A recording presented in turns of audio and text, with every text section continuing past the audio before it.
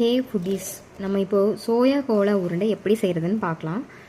அதுக்கு 2 நிமிஷம் சுடு தண்ணியில் சோயாவை நல்லா கொதிக்க விட்டுட்டு அது தண்ணியை புழிஞ்சு எடுத்துட்டு ஒரு பிளெண்டரில் மிக்ஸ் பண்ணிவிட்டு அது கூட இஞ்சி,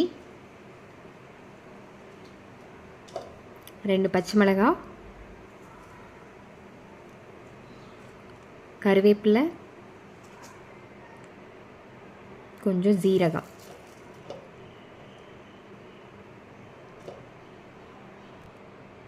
தேவையான உப்பு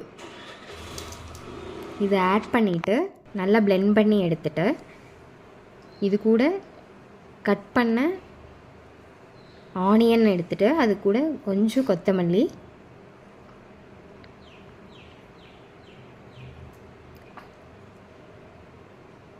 இது கூட ஒரு 3 டீஸ்பூன் கடலை மாவு எடுத்துட்டு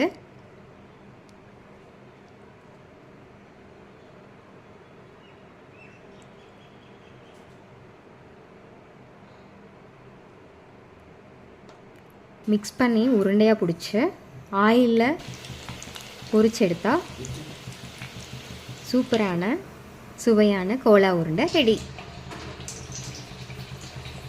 நீங்களும் செஞ்சு பார்த்து என்ஜாய் பண்ணுங்கள். தேங்க்ஸ் ஃபார் வாட்சிங்.